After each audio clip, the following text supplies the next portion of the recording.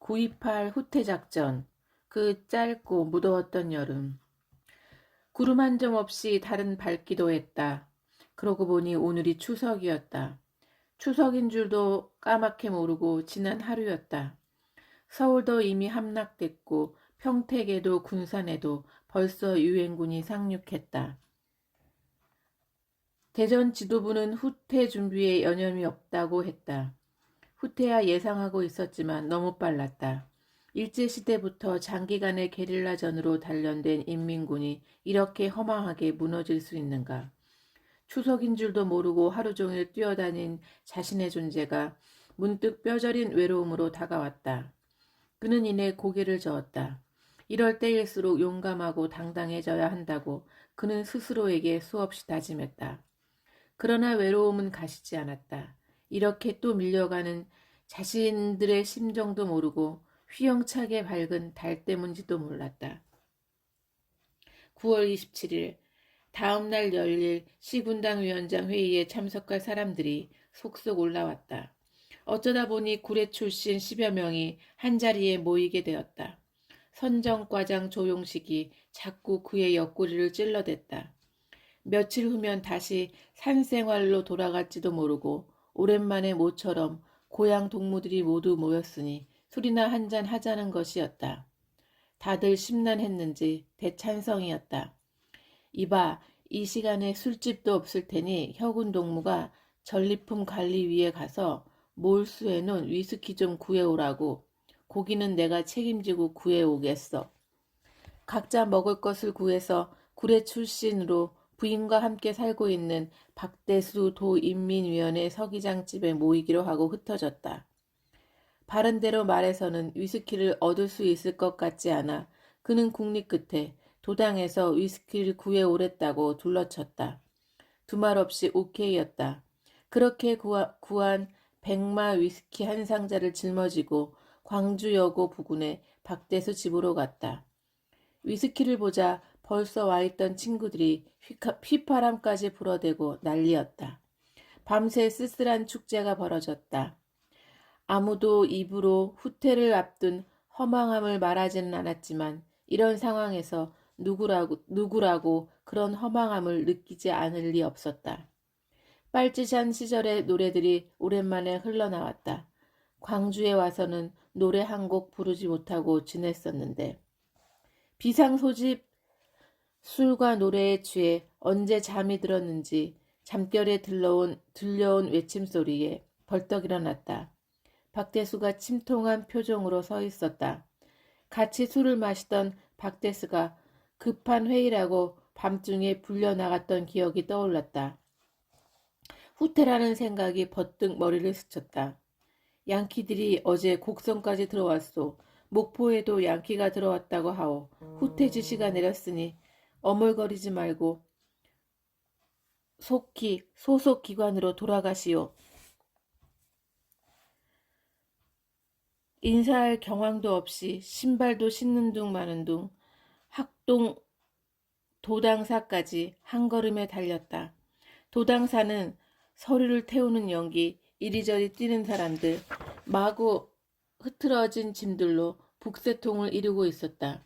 노동부는 이미 서류 소각이 끝나고 그의 짐까지 다른 동지들이 다 꾸려놓은 상태였다.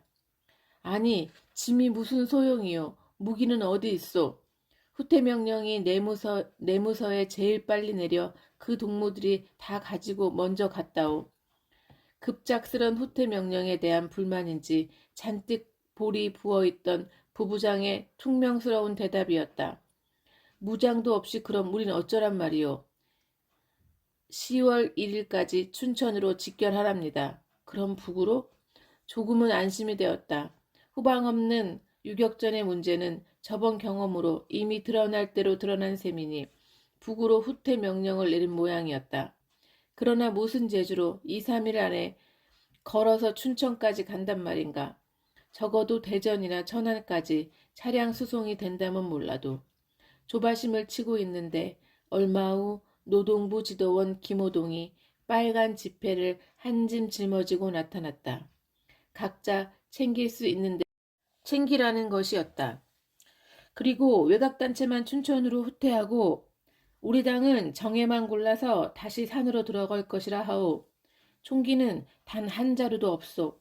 눈앞이 캄캄했다. 그는 당장 김선우에게 쫓아 올라갔다. 이미 옛 빨치산 출신들이 그와 같은 심정으로 쫓아 올라와 면담을 기다리고 있었다. 조용식도 줄담배를 피워대며 잔뜩 초조한 기색으로 서성거리고 있었다. 이럴 수가. 누군가 큰 소리로 분통을 터뜨렸다. 복도안은 금세 뿌연 담배 연기로 가득 찼다. 한시경이 지나서야 김선우가 손님을 배웅하러 복도에 나왔다. 면담 좀 합시다. 몰려있던 사람들이 일제히 김선우를 끌고 부위원장실로 들어가 9.28 후퇴 상황을 따지기 시작했다. 후퇴 명령이 우리 당에 제일 늦게 전달됐소. 당을 비롯해 모든 기관과 단체에서 노약자와 사상성이 약한 자는 춘천으로 후퇴시키고 나머지는 후방에서 게릴라전을 펼치라는 지시였소. 일찍 후퇴 명령을 받은 내무부가 무장을 모두 가지고 새벽에 떠나버렸고 우리에게 남은 무장이라고는 완도 해방에 참가했다 돌아온 박판수 동무가 인솔하는 유격대 100여 명의 무장과 내무부가 버리고 간 수류탄 몇 개뿐이요. 어쩌겠소. 일단 남은 기관원을 인솔하여 무등산이나 백안산으로 후퇴하고 남한산 수비를 맡았던 인민군 경비대를 흡수하여 무장부대를 확보하도록 합시다. 김선우도 그들만큼 암담한 표정이었다. 그러나 그는 박영발 위원장이 극비로 후퇴를 가장하여 지하당 재건을 위해 지하로 잠적한 지금 도당을 책임져야 할 최고 지도자였다. 한 개인으로서야 김선우를 골백번 이해하고도 남았지만 책임자의 말치고는 뒷수습이나 하려는 무책임한 발언이었다. 도저히 이해할 수 없었다. 이해한다고 끝날 문제도 아니었다. 그는 당장 반박하고 나섰다. 부위원장 동무, 우리는 지금껏 승리의 조건 제1항에 항일 유객전에 능통한 위대한 전략가 김일성 장군이 우리 당을 영도하고 있기 때문이라고 배웠습니다. 우리는 그것을 전적으로 믿었습니다. 그런데 이게 뭡니까? 미 제국주의자들이 인천 상륙을 위해 9월 초부터 계속 대함대를 북상시키고 있음을 보고를 통해 당은 이미 알고 있었을 것이며 인천 상륙이 9월 8일이니 일주일 전부터 적의 동향을 파악했다면 20일이나 지난 지금 대책도 없이 이렇게 무질서한 후퇴 명령이 어떻게 나올 수 있습니까? 저는 도저히 승복할 수 없습니다. 저는 6.25 전에 그 성과 없고 쓰라린 경험을 되풀이하지 않겠습니다. 부위원장 동무가 어떻게 하시든 저는 북으로 후퇴하겠습니다. 무장 하나 없이 싸울 수는 없습니다. 저도 같은 생각입니다.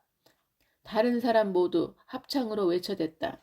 김선우는 한동안 말이 없었다. 나도 동무들과 같은 생각이요. 그리고 똑바로 서서 흔들림 없는 눈빛으로 그들을 응시했다. 이 세상의 모든 고통과 절망까지를 끌어안고 더 강하게 타오르는 눈빛이었다. 동무들, 평소에 조용하고 차분하던 김선우와 다른 모습이었다. 그의 목소리를 힘차고 우렁찼다. 동무들, 우리는 조선노동당 당원들이요.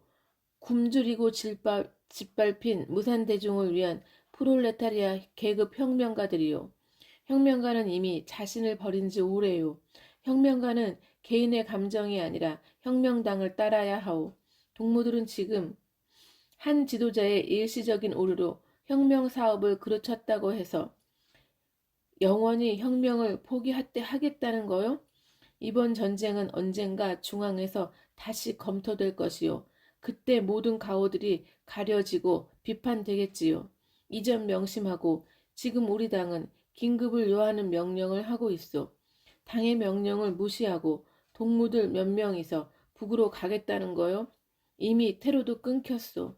지금까지 옳고 그름을 따지기 전에 지금 당장 어떻게 하는 것이 옳은지를 결정하시오. 내 말이 옳다고 생각되면 각자 자기 부서로 돌아가 자기 임무를 다 하시오. 기세등등하게 따지고 들던 사람들 모두 말이 없었다. 김선우라고 지난 빨치산 시절의 쓰라림을 쌀 한 톨에 수많은 동지의 목숨을 팔아야 했던 그 암담한 분노를 잊었을 리 없다. 그러나 김선우의 말대로 그것이 아무리 고통스러운 것이라 한들 현재로서는 유일한 선택이었다. 한시가 급한 이 시점에 후퇴 명령이 옳았느니 틀렸느니를 따지면서 당장의 일을 그르치는 것은 명백한 오류였다. 그들 모두는 당의 임무보다 개인의 감정을 우선 폭발시켰던 자신들을 철저하게 비판하고 각자 자기 부서로 돌아왔다. 오전 10시경 그에게 기관 요원 150여 명을 인솔하여 백아산 수리마을로 후퇴하라는 명령이 내려왔다.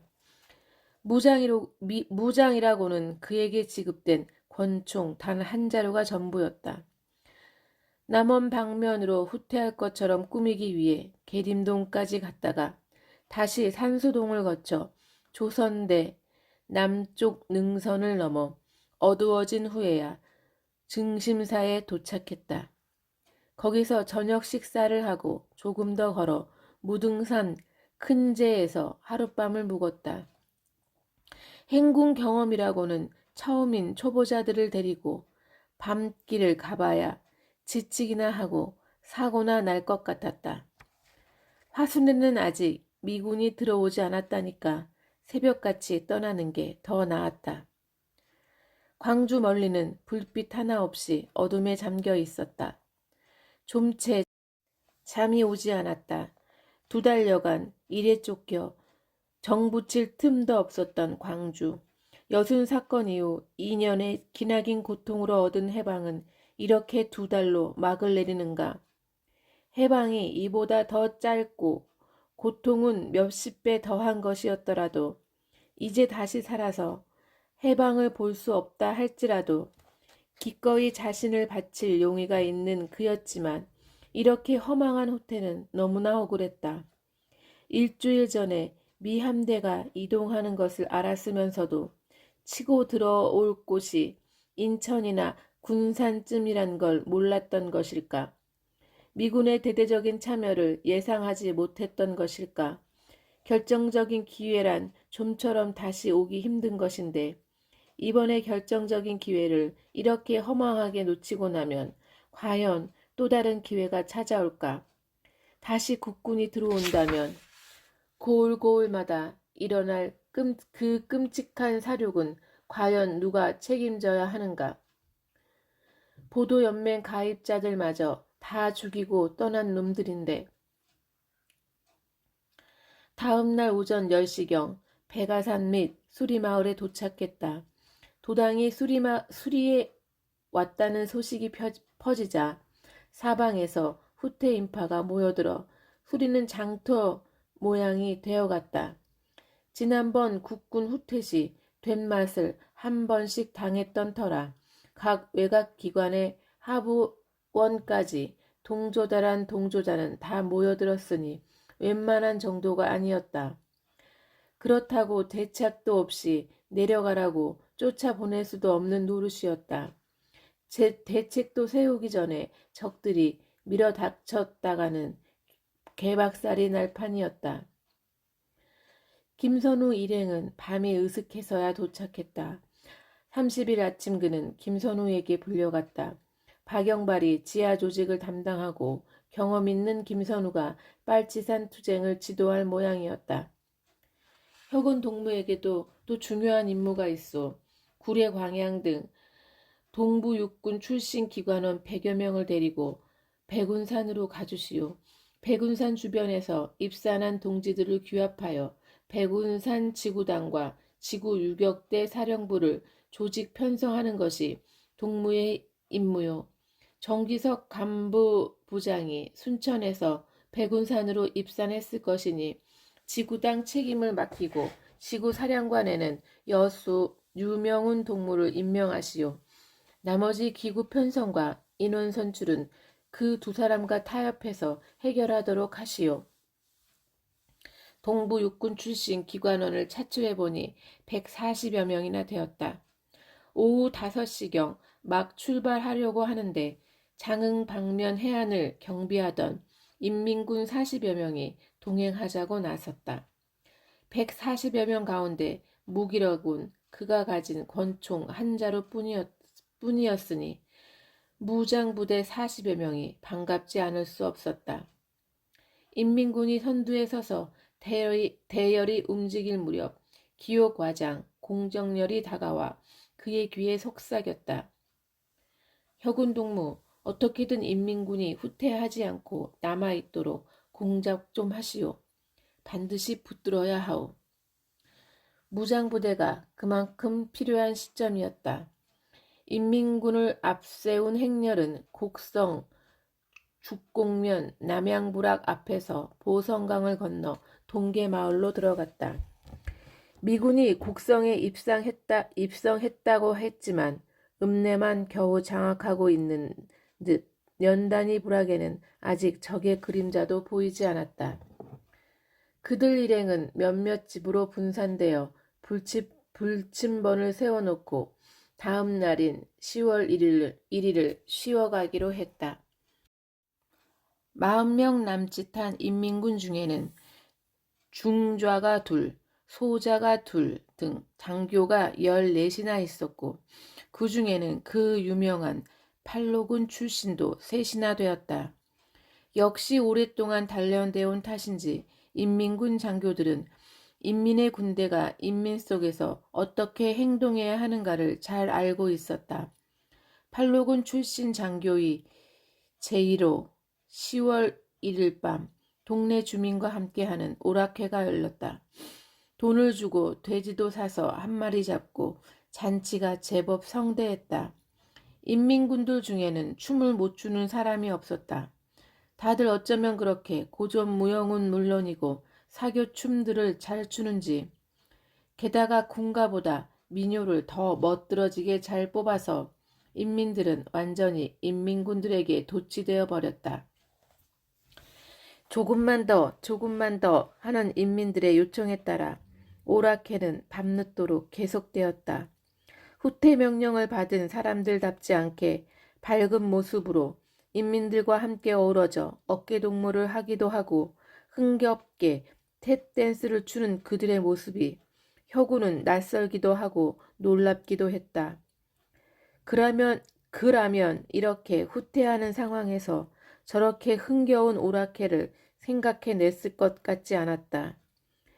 제 코도 석잔데 오락회라니. 그러나 그것이 바로 인민들과 함께 호흡하고 인민들을 함께하게 만드는 가장 좋은 방법이었다. 오락회의 효과는 다음날 즉시 나타났다. 다음날 동네에서는 인민군들을 서로 자기 집으로 데려가려는 쟁탈전이 벌어졌다. 그날 온 동네 닭들은 순환을 면치 못했다. 이 집 저 집에서 닭죽 끓이는 구수한 냄새가 퍼져나왔다. 어제와는 완전히 다른 대접이었다. 아무래도 많은 사람이 묵어가면 귀찮은 일이 한두 가지가 아니고 게다가 후퇴하는 사람들이니 내색은 안 해도 떨떠름하게 대하던 주민들이 명절날이나 잡는 귀한 닭을 자진해서 잡는다는 것은 보통 일이 아니었다.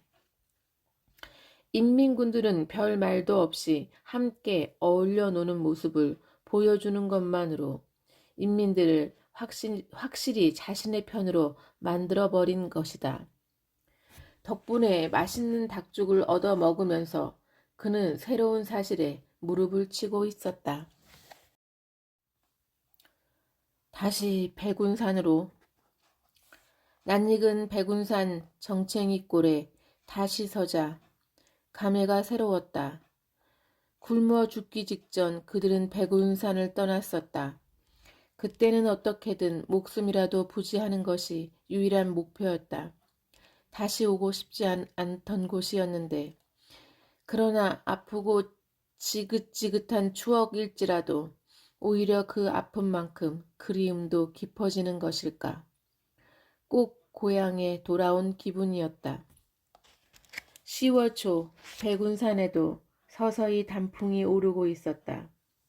이런 행군이 처음인 대부분의 대원들이 너무 지쳐 있어서 그는 대원들을 정챙이 꼴에 남겨둔 채 몇 사람만 데리고 광양 군당과 선을 대기 위해 광양 옥룡골로 떠났다. 여수와 광양에서 후퇴한 기관원들이 우글거리는 옥룡에서 백운산 지군당책으로 내정된 정기석과 유격대 사령관으로 내정된 유몽윤을 만나 그는 도당의 지구당 결정을 통보하고 즉시 각 군당과 연결하여 지구당 결성을 서둘렀다. 지구당 결성과 더불어 훈련 방법, 월동 대책, 투쟁 방향 등이 제시됐다. 같이 왔던 인민군들은 기어이 후퇴를 하겠다며 지리산으로 떠나갔다. 최고 사령관의 명령을 어길 수 없다는 것이었다. 이미 후퇴로가 다 막혔을 거라고 말렸지만 소용없었다. 10월 11일 도당의 지시대로 모든 조치를 끝낸 후 그는 백운산을 떠나 도당으로 향했다. 다음날 길목인 반내골에 도착했다. 6.25 전에는 적색 지구라 해서 다 소개당하고 완전 잿더미가 된 동네였는데 해방이 되고 나자 모두들 가막살을 짓고 입주하여 추수에 여념이 없었다. 아직 진주군의 영향을 받지 않은 모양으로 그를 보고도 겁내지 않고 쫓아와 반가워서 야단이었다. 하다못해 사돈이라도 돼서 모두가 친척인 고향마을, 굽이지고 좁은 신장로길, 달밤에 숨을 죽이고 개를 잡던 개울가, 어느 것 하나 그의 지난 발길이 닿지 않은 곳이 없었다. 외놈에게 호통을 치던 할아버지의 고함 소리가 어디선가 들려오는 것 같기도 했다.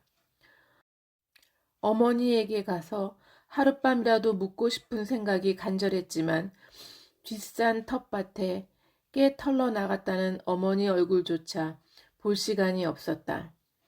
눈에 보이는 동네 사람들에게 인사만 하고 떠나려는데 밭에 일 나갔던 주민에게서 신고가 들어왔다. 이상한 사람들이 귀에다가 무슨 요상한 줄을 꽂고 라디오를 들으며 내려오고 있다는 것이었다. 사람들과 함께 달려가 권총을 들이댔다. 우리는 중앙당 당원들이요. 특수 임무를 띠고 여수로 가는 중이요. 혹시나 싶어 몸을 조사했더니 라디오와 무전기, 금괴와 달러를 다량으로 소지하고 있었다. 대일 공작 임무를 띠고 중앙당에서 파견된 사람들로 여수에서 출발할 예정이었으나 대전에서 구입할 후퇴 명령을 만나 대전에서 여기까지 걸어왔다는 것이었다. 신부는 믿을만했다. 그런데 동무는 그 소식 들었소? 중국 인민군 지원군이 10월 10일부터 압록강을 건너 유엔군의 일대 반격을 가하며 남하 중이라는 것이요. 드디어 중국이 참전했구나. 한가닥 희망이 잡히는 것 같았다. 그는 주민들에게 그들의 식사와 잠자리를 부탁하고 그들에게 여수로 가는 상세한 지리를 알려준 후 출발을 서둘렀다. 도당은 그새 화순군 북면 갈경이로 옮겨가 있었다. 구입할 때와는 완전히 딴판으로 다들 활기에 넘쳐 있었고 모든 기관에 질서가 잡혀 있었다. 중국군 참전 소식에 모두 흥분해 있는 것 같았다. 중국군 참전과 함께 지하로 잠적했던 박영발도 다시 나타났다. 중국군의 참전에 낙관적인 희망을 걸고 있는 것이었다. 박영발의 등장과 함께 도당의 전면적인 체제 개편이 있었다. 박영발 위원장, 김인처 부위원장, 박참봉 조직부장, 선동기 선전부장 순으로 빨치산 체계가 잡히고 유격대 총사령부는 김선우 사령관, 오구밀 부사령관, 김경추 참모장 아래 1호 7연대 등 3개 연대로 편성되었다. 구 빨치산이 주축이 되어 유격대가 조직된 것이다. 후퇴 명령이 내린 불과 열흘 만에 무전기도 전화도 한 대 없는 형편에서 완전히 체제가 잡혔다. 보고를 끝내고 돌아와 쉬고 있는 그의 어깨를 누가 툭 쳤다. 조용식이었다. 돌아왔다는 말 들었어. 열흘 만에 보는 것인데도 반가워 어쩔 줄을 모르며 조용식은 그의 손을 잡아 끌었다. 자기가 지금 총사, 유격대 총사령부, 출판 부장으로 있는데 총사 기관지 빨치산을 내려고 준비 중이니 구경하러 가자는 거였다. 조용식을 뒤따라 나오던 김선우도 같이 가자며 그를 끌었다. 총사 아지트는 동리 한가운데 있는 제법 규모가 큰 주택이었다.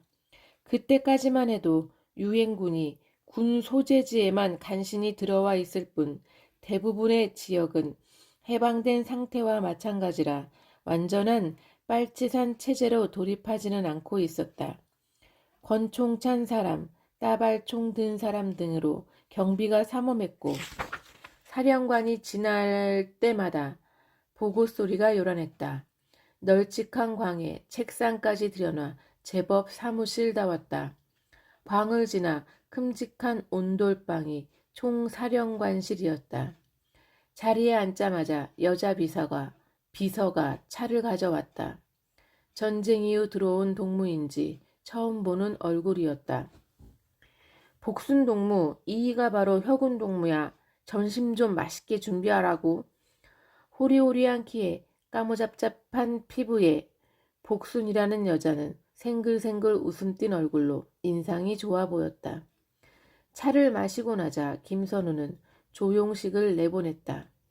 단둘이 할 얘기가 있다고 했다. 두 사람만 남자 김선우는 현재의 백운산 사정과 배치 임무를 상세히 물은 뒤 얘기를 꺼냈다. 미안해. 밤낮 어려운 일에만 부려먹고 또 어려운 일을 맡겨야겠어. 방금 위원장과 상의하고 왔는데 적이 우리를 이곳에 머물게 하지 않을 거야. 겨울이 짙어가면 곧 공세가 시작될 텐데 월동 준비를 해야겠어. 지난번 경험으로 잘 알겠지만 백운산이 마지막 보루인데 거기는 식량이 문제란 말이요.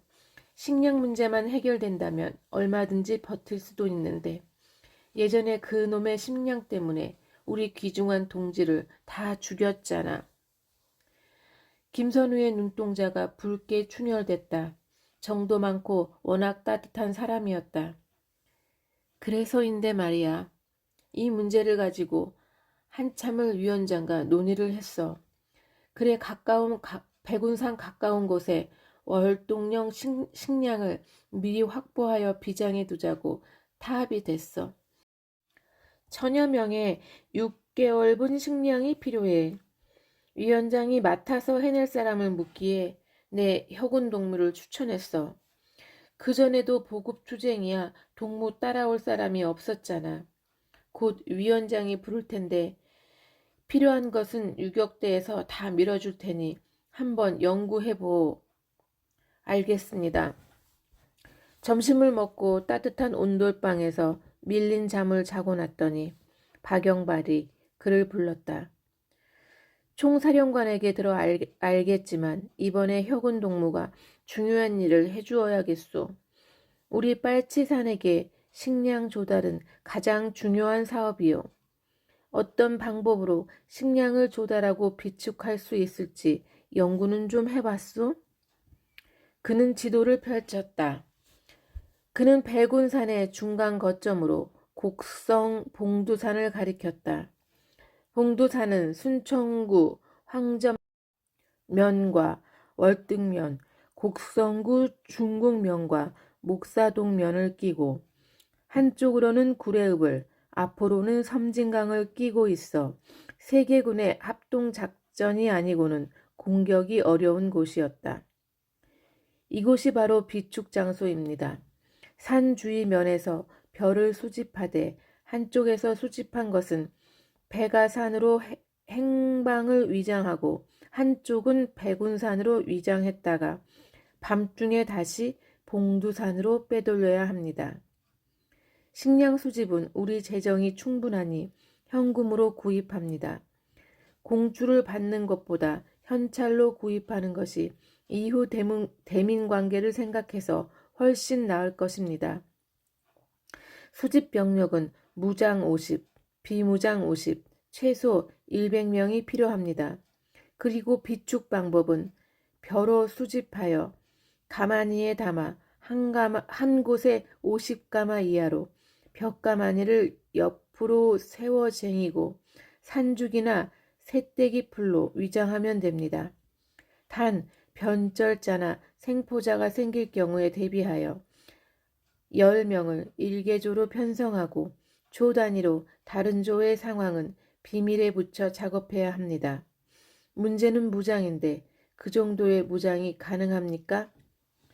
무장은 문제없소. 남해안 경비를 담당했던 인민군이 미처 후퇴를 못하고 우리와 합류했소. 그쪽의 무장이 충분하오.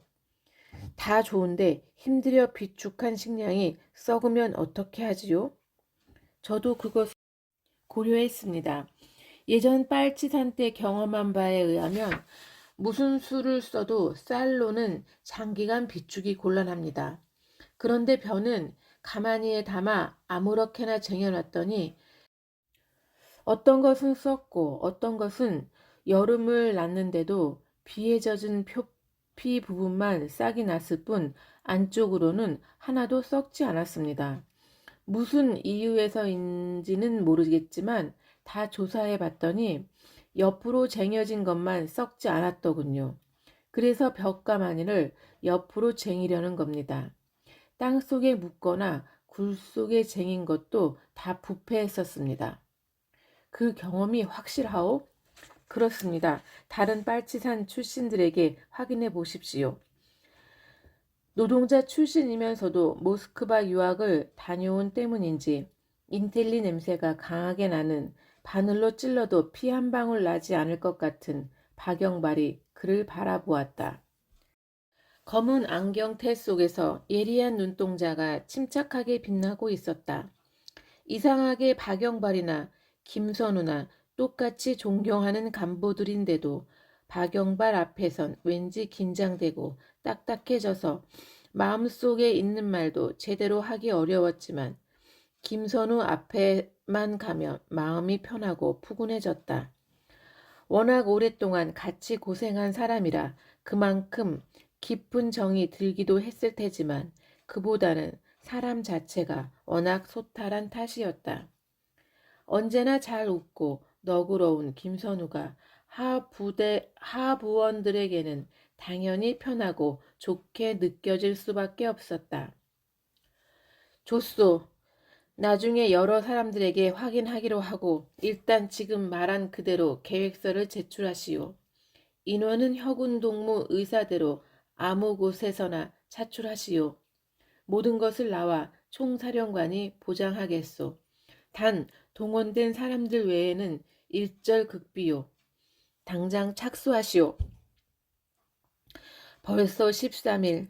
이미 추수가 시작되었으니 15일부터는 일에 착수해야 했다.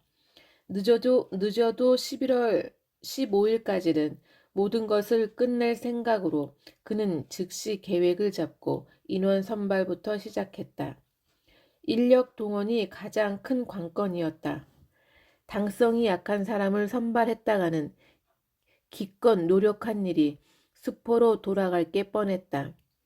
연구 끝에 그는 당성이 강한 사람을 우선으로 선발하되 곡성이나 곡성 부군 출신들은 일체 제외시켰다.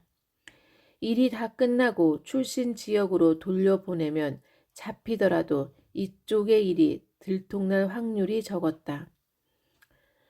18일 상부의 계획서 검토와 승인이 끝나고 인원도 모두 충원되었다.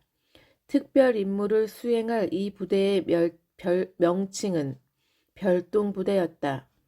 하루 동안 교육을 받은 별동부대는 밤 10시가 넘어 빨간 지폐, 가로 열고, 당시 당에서는 적들이 6.25 때 후퇴하면서 버리고 간 한국은행 지폐를 그대로 가져다 사용했는데 그때까지만 해도 어디에서나 통용이 되고 있었다.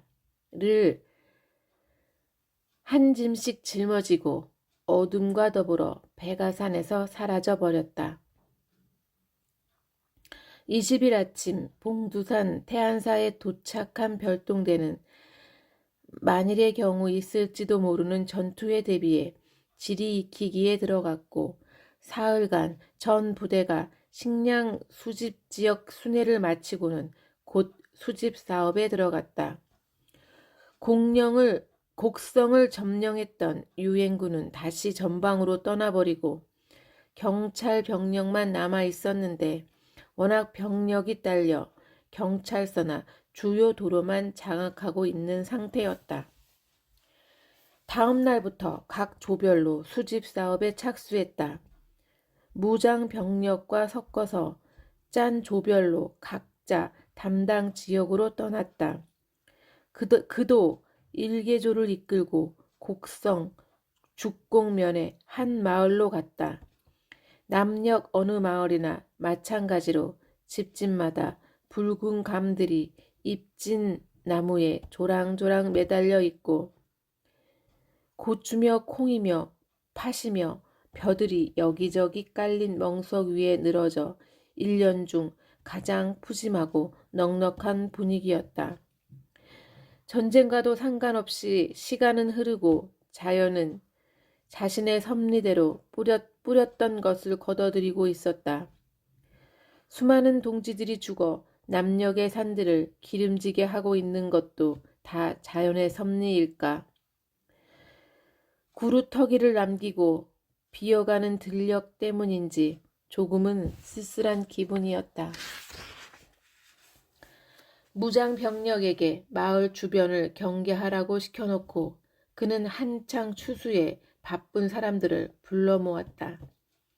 낫을 들고 소매를 둥둑 걷어붙인 차림으로 사람들이 무슨 일인지 싶어 모여들기 시작했다. 인민 여러분, 저희는 오늘 여러분들에게 별을 사러 왔습니다. 여기저기서 웅성거리는 소리들이 들려왔다. 공출로 받아들였는지 항의가 쏟아졌다.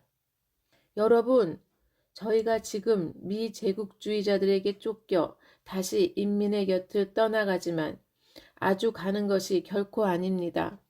태양과도 같으신 김일성 수령 동지가 있고 영용한 인민군이 있고 중화인민공화국의 지원군이 미제국주의자의 조선 강점을 용납하지 않을 것이며 또 후방에서 싸우는 빨치산들이 있는 한 저희는 기어코 여러분들을 해방시키러 다시 돌아올 것입니다.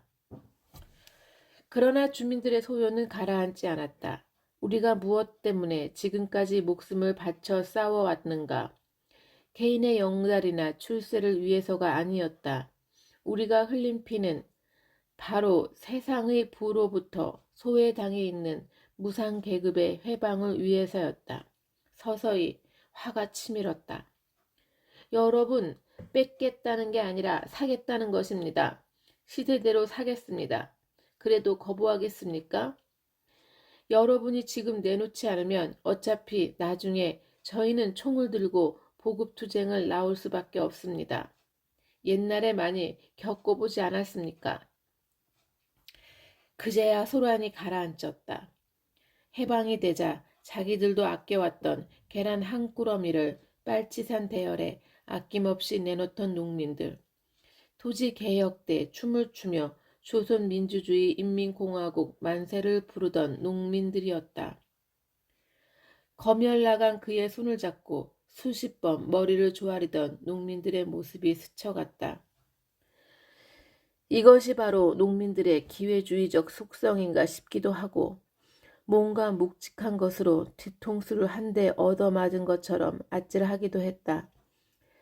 그들에게는 그 땅이 다 같이 잘 살자는 공유 토지가 아니라 그토록 가져보는 게 한이었던 자기 땅 외에 아무것도 아니었는가.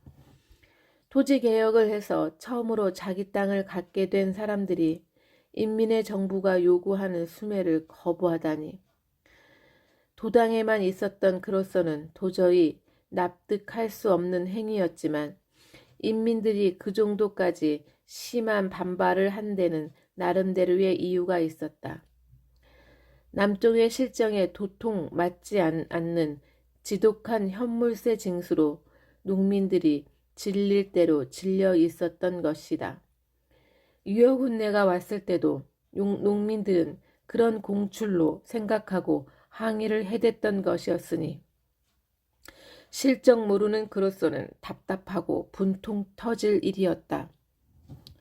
어쨌든 봉두산 주변 8개 면을 샅샅이 돌아 2,500가마의 벼가 모아졌다.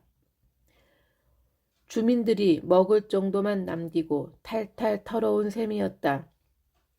벼가 거치는 즉시 계획대로 충분히 방향을 위장하여 백아산, 백운산 등지로 줄줄이 소달구지에 실어 보냈다가 야심한 밤을 틈타 감쪽같이 봉두산에 비장했다. 별동대는 11월 15일 식량 비장 사업을 모두 완수하고 도당으로 돌아왔다. 물론 그렇게 애를 써서 비장한 식량은 철저한 보안에도 불구하고 반 이상이 토벌대에 의해 불태워졌지만 아무튼 나머지만으로도 대단한 성과였다. 6.25 이전처럼 쌀 한 톨 생기지도 않는 보급투쟁에서 수많은 동지들이 죽어갔던 것과 같은 처참한 비극은 당분간 생기지 않았다. 백운산의 전남 도당은 51년 여름까지 이때 비장했던 식량 덕분으로 보급투쟁에 대한 걱정 없이 사업에 충실할 수 있었다. 곡성군당 위원장을 맡다. 식량 비장 사업을 끝내고 돌아온 11월 23일 다시 박영발의 부름이 있었다. 부위원장 김인철과 김선우가 동석해 있었다. 입에 꿀이라도 바른 모양이라는 소문이 무성할 만큼 말없기로 유명한 김인철이 먼저 입을 열었다. 유동무, 빨치산 시절에 곡성 군당과 무슨 관련이 있었소? 예, 도당과 연결이 안 돼 곡성 군당 사람들이 도깨비 생활을 한다는 소문을 듣고 연결하러 갔었습니다. 그 뒤 곡성 군당 지도를 좀 했고요. 그랬었구만. 실은 곡성 군당 일부에서 위원장을 교체해달라는 요청이 들어왔어요. 그래 이번에 곡성으로 집중 검열 사업을 다녀왔는데 조영길 그 동무 도저히 안 되겠어. 너무 무능해. 그런데 빨치산 출신들이 유동무 얘기를 했었더라고. 그래서 유동무가 곡성과 연계도 있고 하니 곡성군당 위원장으로 동무를 결정했어요. 이번 사업 관계도 있고 해서 그렇게 결정했는데 동무 의향은 어떻소? 예, 좋습니다. 좋소. 동무라면 곡성군당을 잘 수습할 수 있을 거요. 그럼 오늘 밤에 부임하시오. 솔티제 넘어 염곡마을에 거점을 두고 있다니 2시간이면 넉넉할 것이오. 곡성군당 부위원장 전해순과 유격대장 강상원이 마중을 나와 반갑게 그를 맞았다. 빨치산 시절 같이 있었던 동지들이었다. 그들을 따라 군당사로 들어가자 위원장 조영길이 침통하게 앉아 있었다. 잘 오셨어, 혁운동무. 오늘 밤 내로 인수인계를 마치고 내일 아침까지 도당으로 들어오라는 지시니 지금부터 인수를 받으시오.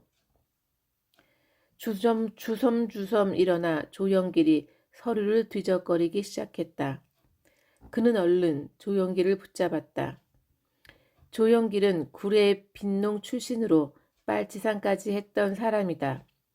선량하기만 조용길이 이런 식으로 떠나는 게 너무 가슴 아팠다. 못 배우긴 했지만 멍청한 사람도 아니었다. 그저 너무 순박하고 말재주가 없어서 생각한 바를 표현하지 못하는 것뿐이었다.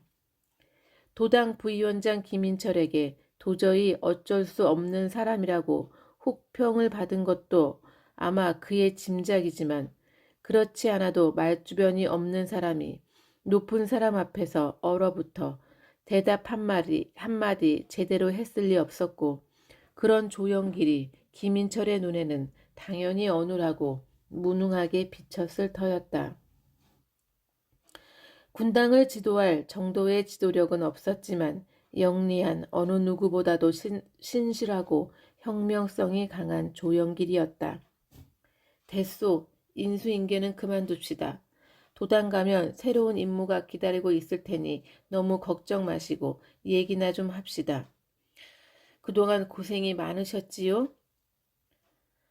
원래 곡성은 지역 간의 다툼이 뿌리 깊어 사람들 중재하기가 고역이었을 겁니다. 아이고, 말도 마시오. 곡성의 지역 다툼에는 유서 깊은 내력이 있었다. 조선시대에는 옥과현이라 하여 옥과가 이 지역의 중심지였는데 일제 때 개편을 하면서 옥과현이 너무 면적이 작아 곡성과 병합시키고 군 소재지를 옥과가 아니라 곡성에다 두었다. 이름조차 옥과군이 아니라 곡성군으로 하자 옥과 사람들의 반발이 이만저만이 아니었다. 그러다 보니 옥과와 곡성의 자존심 싸움이 팽팽했다. 군 소재지야 곡성에 있었지만 이전의 전통과 오기로 모든 면에서 옥과가 압도적이었다. 좌익 배출만 해도 그랬다. 옥과와 옥과 주변 세계면이 가장 좌익세가 강했다. 곡성군의 특수한 사정을 전혀 몰랐던 조영길은 당연히 좌익세가 강한 옥과 사람들을 간부로 중용했다. 곡성 사람들이 불만을 갖지 않을 리 없었다. 그때까지만 해도 큰 문제는 없었다.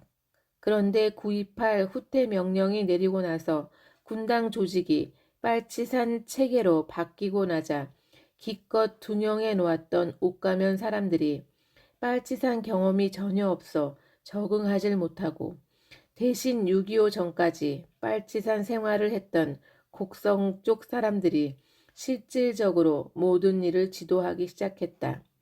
지도력을 잃은 옥가 사람들까지 이제는 조영길을 비난하고 나섰다. 비판을 하거나 말거나 가만히 내버려 두기만 했더라도 문제가 이렇게 확대되지는 않았을 텐데 원칙주의자인 조영길로서는 하부가 상부에 대해 복종하지 않는 것을 용납할 수가 없었다.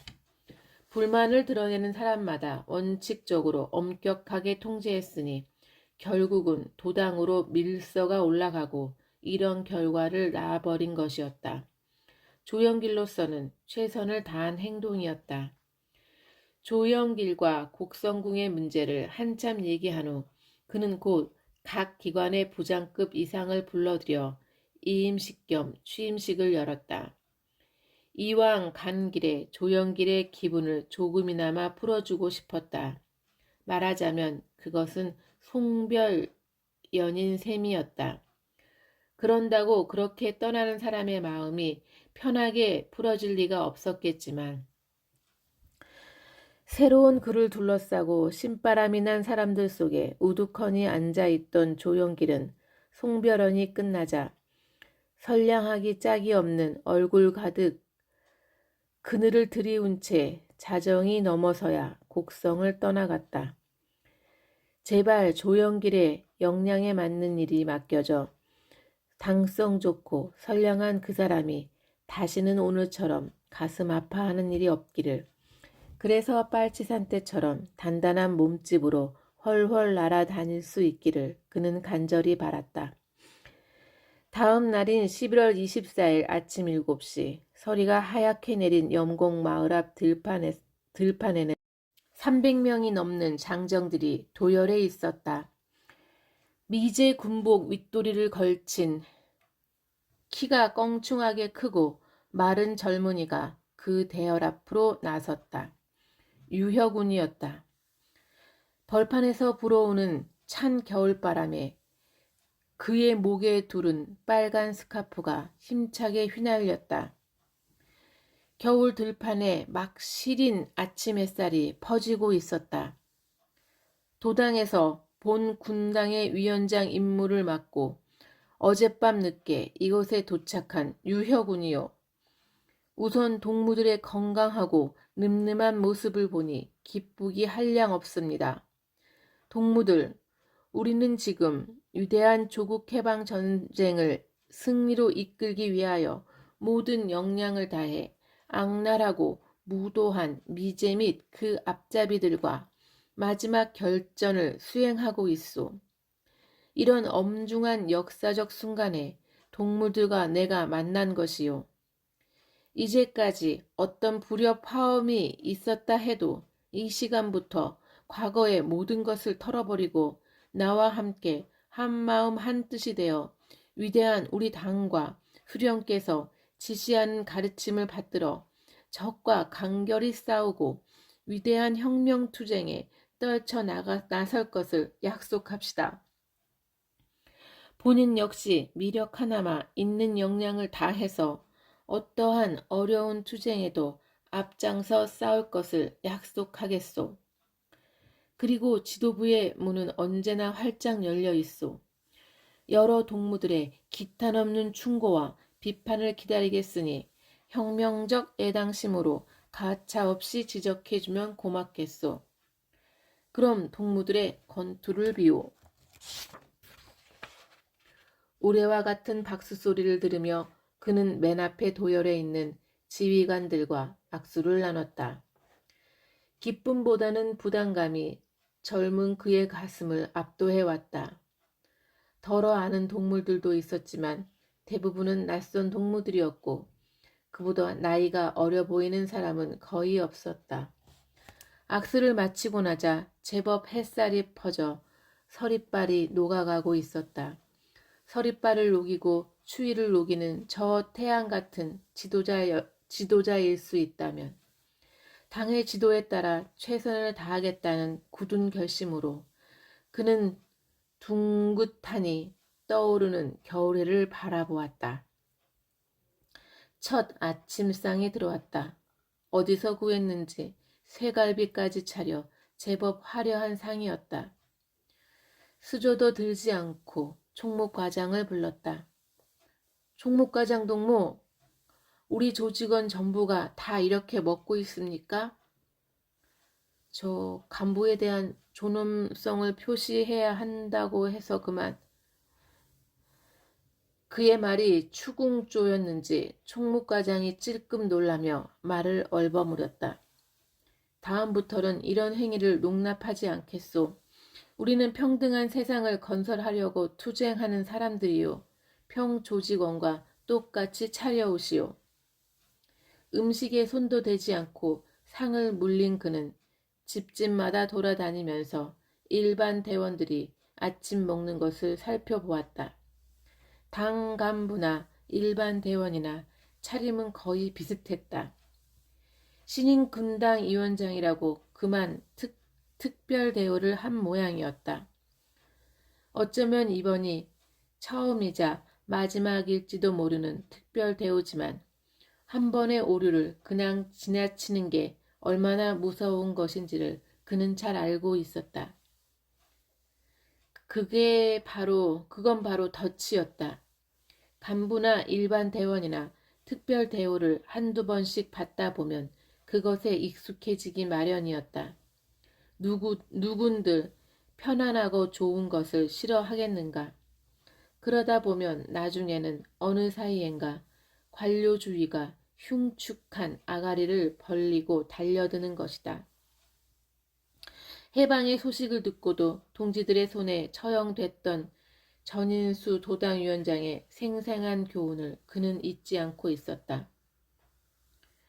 음식과 생활 습관은 물론 혁명가라면 자신의 내부에서부터 철저하게 혁명을 일으켜야 했다.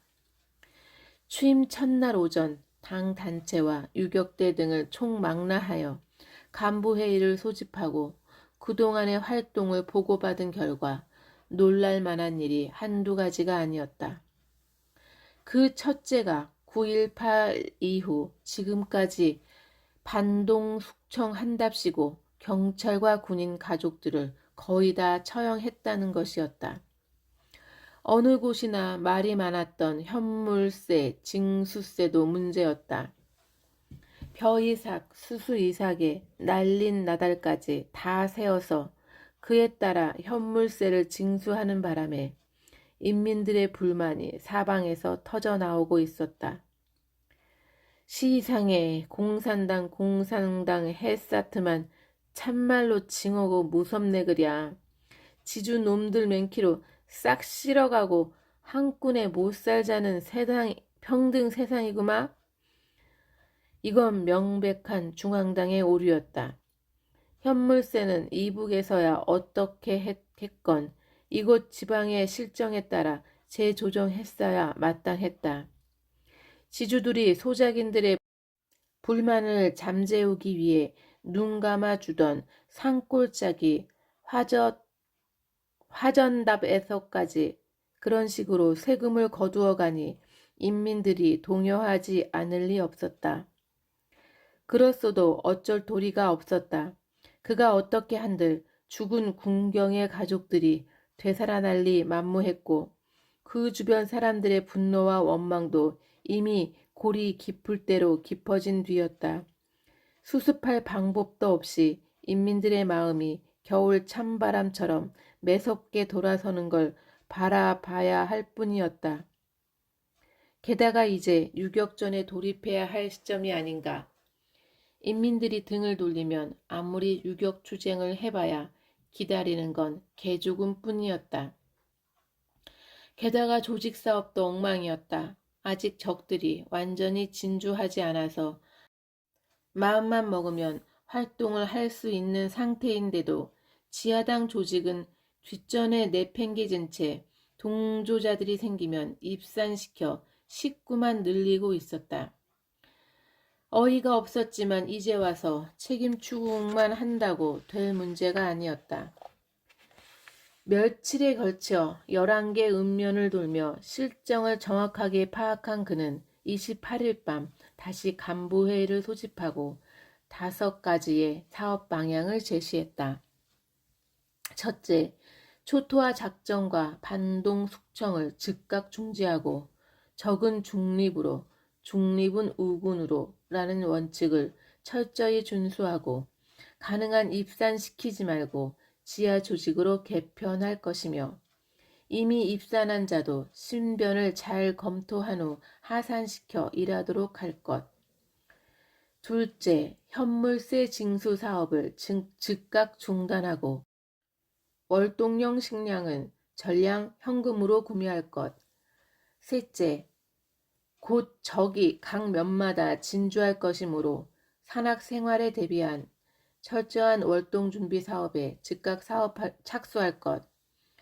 넷째, 미군 진주 지구의 조직관리 사업으로 6.25 후 비교적 노출되지 않은 사람들을 중심으로 한 개 마을 한 세포 운동을 전개하며 한 마을에 최소한 한 사람 이상의 정보원을 확보할 것. 다섯째, 지역 간 안배와 당성, 경력 등을 고려하여 인사 개편을 단행할 것. 이런 그의 발표가 끝나고 나자 다들 놀란 기색이었다. 며칠 전 취임할 때만 하더라도 저런 애송이가 무슨 하며 얕잡아 보는 것 같던 사람들의 표정이 모두 놀람으로 바뀌어 있었다. 단 한마디의 의의 제기도 나오지 않았다. 놀라움은 차츰 그가 김선우나 박영발을 바라볼 때와 같은 따뜻한 신뢰의 표정으로 변해갔다. 곡성 군당에 온 뒤로 단 하루도 편히 잠들지 못했던 그는 그날 밤 더욱 잠들지 못했다. 내일 아침부터 숨가쁘게 진행시켜야 할 많은 사업들이 머릿속에서 빙빙 맴돌았다. 민가 사랑방의 뜨뜻한 아랫목에 앉아 벽에 기댄 채 그는 담배 한 개피를 꺼내 물었다. 이렇게 기분 좋은 따스함을 즐길 수 있는 날도 얼마 남지 않았다. 희미하게 흔들리는 호롱불 아래 푸르스름한 담배 연기가 춤을 추며 길게 피어올랐다. 김선우의 말이 떠올랐다. 언젠가는 이 전쟁에 대한 책임을 묻게 되겠죠. 그러나 어떻게 책임을 진단 말인가? 후퇴하는 마당이라고 관공서는 물론 학교까지 불태우는 초토화 작전을 펴고 사전 선전 작업도 없이 과다한 현물세 징수를 해 인민의 마음을 돌아서게 하고, 그래서 만약 이 조국 해방 전쟁이 수포로 돌아간다면 어떻게 책임을 질 것인가? 설사 이런 문제가 조국 해방 전쟁 실패의 결정적인 이유가 되지 않는다 하더라도 우리의 투쟁이 정당할 수 있는 것은 우리가 고통받는 대다수 인민 편에 서 있기 때문인데, 그런 인민의 삶을 파괴하면서 어떻게 정당성을 주장할 수 있을 것인가? 한 번의 실수가 한두 사업 오류의 결과가 이토록 엄중하고 냉혹한 것인가? 그는 두려움을 느꼈다. 군당 위원장으로서 내려야 할 무수한 결정들 앞에서 얼마나 신중하고 정확해야 할 것인가? 오류를 저지르고 나면 냉혹한 자기 비판으로도 책임질 수 없는, 돌이킬 수 없는 실패가 남는 법이었다. 그 실패가 곧 역사와 인민의 퇴보요, 슬픔이요, 패배인 것은 두말할 나위가 없었다. 그는 천천히 담배를 끄고 호롱불도 끄고 드러누웠다. 이제라도 늦지 않았다. 몇 가지 사업의 오류로 인민들의 지탄을 받고 있지만 결정적인 것은 아니었다. 아직도 인민들은 우리 편이다. 이제부터 나야 할 일은 바로 인민의 마음을 잡는 것이다. 첫날 우리를 진심으로 환영하던 그날의 모습으로 되돌리는 것이다. 그렇다. 인민의 마음만 잡으면 된다. 수십 번 후퇴를 하더라도 인민들이 이 뜨끈한 방구들처럼 우리를 녹여준다면 최후의 승리는 우리 것이다. 지난 오류에 매달려 절망할 필요는 없다. 혁명가에게 과거란 없듯이 과거가 쌓아올린 현재의 자리와 당장 싸워야 할 오늘의 임무와 빛나는 내일이 있을 뿐이다. 등허리가 시큰거리게 뛰어다녀야 할 내일을 위해 새로 인선해야 할 간부들의 이름이며 자꾸 떠오르는 수많은 일거리를 다 지워버리고 그는 애써 잠을 청했다.